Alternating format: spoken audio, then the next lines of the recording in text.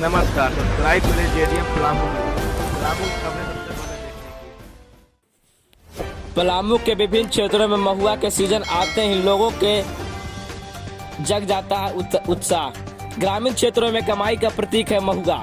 पलामू जिले के लगभग सभी क्षेत्रों में महुआ सीजन का कार्यक्रम आ गया है। महुआ का सीजन आते ही ग्रामीण के क्षेत्रों में काफी उत्साह हो जाते हैं। अक्सर लोग महुआ चुनने में काफी मेहनत करते हैं। देखा जाए तो एक तरह से रोजगार मिल जाता है। गांव देहात के जंगलों में महुआ का अपना अलग ही महत्व है। पुराने जमाने से महुआ का उपयोग बहुत से औषधियों में किया जाता है। इसके अलावा इसका उपयोग ईंधन व भोजन में किया जाता है। महुआ के बारे में शायद नहीं होगा,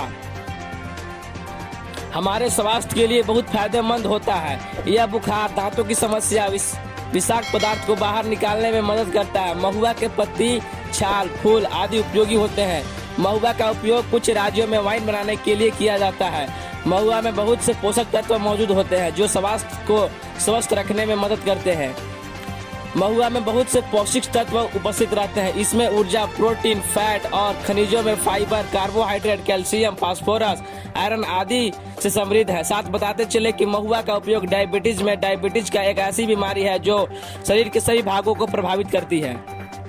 डायबिटीज होने पर शरीर में अनेकों लक्षण दिखाई देने लगते हैं। कुछ अध्ययनों में बताया गया है कि महुआ की छाल से निकला अर्क मधुमेह को रोकने में फायदेमंद होता है, किंतु अभी तक यह ज्ञात नहीं हुआ है कि कितनी मात्रा में शुगर स्तर को नियंत्रित में रखता है।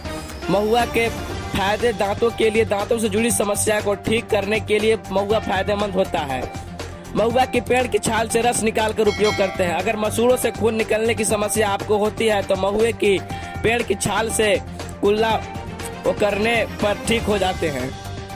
इसके अलावा गंभीर गले में सूजन को ठीक करने के लिए महुआ का मिश्रण फायदेमंद रहता है। कुछ अध्ययन के अनुसार एंटी माइक्रोबियल गुण होता है जो संक्रमण को दूर करने में मदद करता है। कहा जाता है कि मिर्गी में महुआ का उपयोग, मिर्गी एक केंद्रीय मस्तिष्क संबंधित बीमारी है जो व्यक्ति को कभी भी हो जाती है। हालांकि मिर्गी की दवाई उपलब्ध है, लेकिन महुआ मिर्गी का अच्छा घरेलू उपचार माना जाता है। महुआ में प्राकृतिक रूप से औषधीय होता है जो मिर्गी से छुटकारा दिलाने में मदद करता है। कुछ शोध में बताया गया है कि महुआ मिर्गी का कमी लाने में मदद करता है। महुआ से मिर्गी के मरीज महुआ का उपयोग करते हैं क्योंकि इसमें महुआ की पत्तियों में मेथनॉल होता है जो मिर्गी को कम करता है। बुखार को दूर करने में महुआ फायदे, बुखार तभी व्यक्ति को होता है जब शरीर में संक्रमण बढ़ जाता है। इस वजह से शरीर की रोग प्रतिरोधक क्षमता कम हो जाता है। महुआ में अच्छी मात्रा में पोषक तत्व होता है। साथ ही बताते चले कि महुआ इंसान समेत पृथ्वी के अन्य प्राणियों के लिए सबसे ज्यादा फायदेमंद है।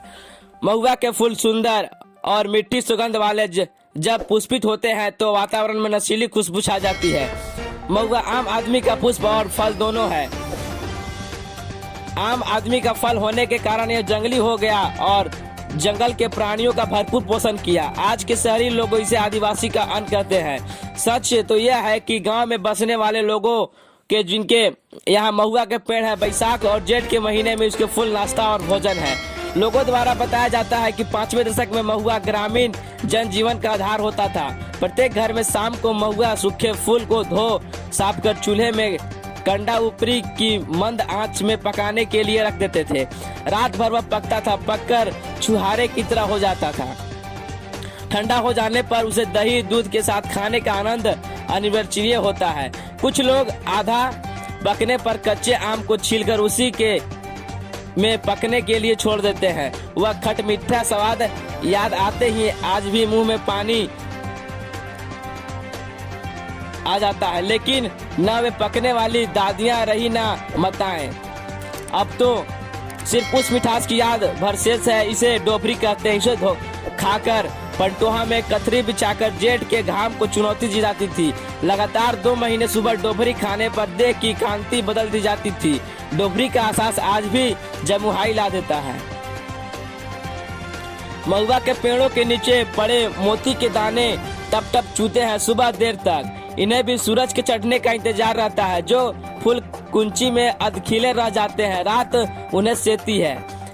दूसरे दिन उनकी बारी होती है। पूरे पेड़ को निहारिए, एक भी पता नहीं, सिर्फ टंगे हुए गिरते हुए फूल। दोपहर और शाम का विश्राम की मुद्रा में हर आने जाने वाले पर निगाह रखते हैं।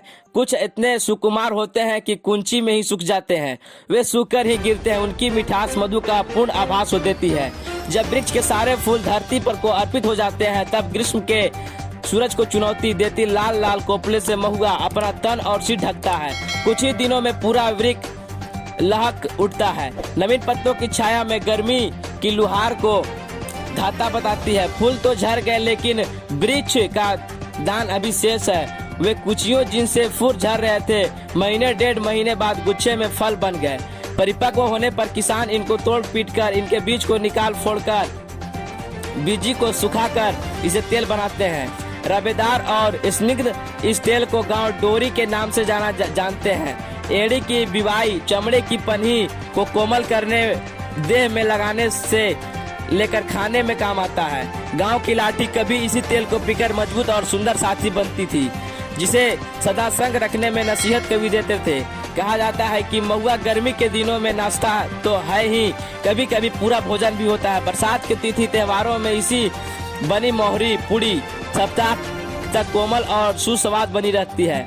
मात्र आम के अचार के साथ इससे पूर्ण रूप से भोजन की तृप्ति प्राप्त होती है। इस महुए के फूल के आटे का कतरा सिंघाड़े के फूल को फिक्का करते हैं। सूखे महुए का फूल खोपड़ी गगरी में भूनकर हल्का गीला होने पर बाहर निकालने भुने तिल को मिलाकर दोनों को कूटकर बड़े लड्डू जैसे लाटा बनाकर लेने से वर्षांत के दिनों में पानी के जून में नाश्ते के रूप में लेने से ज्योतियों की सारी थकान एवं एक लाटा दो लाटा पानी दूर कर देता है। लाटा को काली में छिलका रहित चूने के साथ काढ़कर चूरन बनाकर सुबह एक छटाक चूरन और एक गिलास मट्ठा पीकर ताम्रपेट बनाकर सुबह एक छटाक चूरन और एक गिलास मट्ठा पीकर ताम्रपेट की बीमारियों को दफा किया जाता है। संसार के किसी भी वृक्ष के फूल इतने व्यंजक नहीं बना सकते। व्रत त्योहार में हलछट के दिन माताएं महुआ की डोबरी खाती है। इसका वृक्ष भले ही सख्त और फूल फल तो अत्यंत कोमल है। जब आपने नारियल जैसे सख्त फल को अपना लिया तो महुए ने भला कैसा गुनाह किया। अपनाइए, खाइए और खिलाइए, क्योंकि महुआ का वात पेड़ गैस, पित्त और कफ व गलम को शांत करता है, वीर व धातु को बढ़ाता है और पुष्ट करता है, फोड़ों के घाव और थकावट को दूर करता है। यह पेट में वायु के विकारों को कम करता है। इसका फूल भारी शीतल और दिल के लिए लाभकारी होता है तथा गर्मी और जलन को रोकता है। यह खून की खराबी, प्यास, सांस के रोग, टीबी, कमजोरी, नामर्दी, नपुंसकता, खांसी, बवासीर, अनियमित मासिक धर्म, वातशूल, पेट की पीड़ा के साथ भोजन को ना पचाना, गैस के विकार, स्तनों में दूध का अधिक आना, फोड़े, फुंसी तथा लो ब्लड प्रेशर आदि रोगों को दूर करता है।